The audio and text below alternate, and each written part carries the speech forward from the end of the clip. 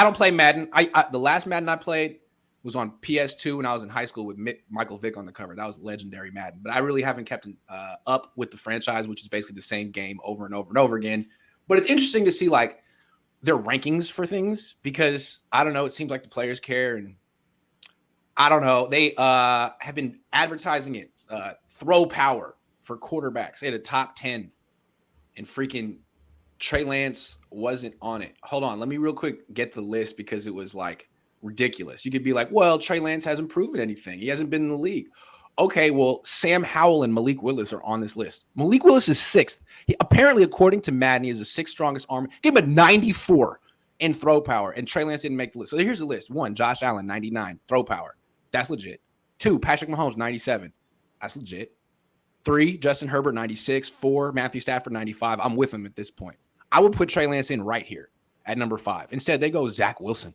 So I like Zach Wilson. He's a much quicker release. He doesn't throw harder than Lance. Does he? Well, the only thing I would say with Madden ratings is it's not a direct translation to, like there's guys in Madden that have like high speed ratings, but they run like a 4. They really run like a 4, like a 4.5 or something, just because their play speed is that high. So I just feel like throw power is fairly cut and dry. It's like velocity, but so is speed. But so is speed, but it has such a big impact on the game. So that if a guy plays like he runs a 4.3, you have to bump the speed up. That's true. I mean, like in pads and in the game as opposed to on a track or whatever. But like throwing a football, do you really throw it not as hard when you're like in a pocket? I mean, they have Deshaun Watson at 93. He does not throw hard. Yeah, he's number 9. I mean, again, he's great. I think it's just how the game how throwing power impacts the game. So they have to guys that they feel like are better. They have to bump them up. But I mean, the fact that they would put Malik Willis at number 6 on a projection and they won't put Trey Lance in there, to me is like, why is the whole league so skeptical of Trey Lance? Like, he's a big unknown, of course. But the fact that I don't know what's going on. The people are really acting like, hey, man, Books, words out. He's not good. He's one play Trey. Like, really? I don't understand. Like, Zach Wilson gets the benefit of the doubt. Sam Howell gets the benefit of the doubt here. But Trey Lance, people are looking at buffalo-eyed like this out of there. I'm saying, I don't get it. What is it's not a race thing. It's just a very strange narrative that's taken on it's a life of its own. I don't get it. I mean, I blame Daniel Kelly and his rapping. It's probably his fault. The former scout. Yeah. People look at him and be like, "Oh, he was a former scout. He must be right." Maybe Trey Lance needs to look at his mom's friends. See what's going on. See, you have to do something really stupid as a quarterback to get people's respect. With Jimmy, it was the Kiara Mia thing. Everyone was like, "Oh, he's got that dog in him. He's got that dog in him." Trey Lance was dating Colin Cowherd's daughter, right? That was He should have. He's got that dog in him. You got to do something ridiculous as a quarterback to get the locker room behind you. Jimmy did it. Zach Wilson did it. You also have to be good and win. I don't know. I just feel it's like a whole theme. Until Trey Lance, he could shut this up in 1 month. But right now, I feel like a lot of people who don't know the team very well are looking at him being like, "Yeah, he's a bust," and the Niners aren't going to be that good. It's going to be his fault, and it's based on like Emmanuel Acho or something.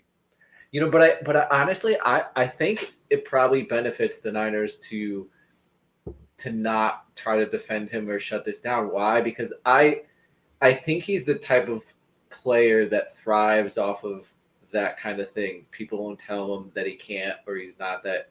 That was his story coming out of high school, right? Right. So I think he thrives off of that. So he's I think done this before. Yeah. I think the 49ers want that environment for him. They're probably like, that's probably why they don't defend him. They're probably like, yeah, keep the pressure build, keep it on him, because he's just going to thrive off of that. It seems like at least that's been his MO up to this point. And that's kind of been Kyle's MO too. It's not like he doesn't feel it's his role to like be the PR director or the marketer for the quarterback and be like, let me tell you what this guy's going to do. I mean, if everyone wants to doubt Kyle and his quarterback, he's like, great, lower the bar. And just make yourself wrong. I think it's from his perspective. Like, he likes to be the troll. Like, okay, keep saying it. I'm not going to correct you.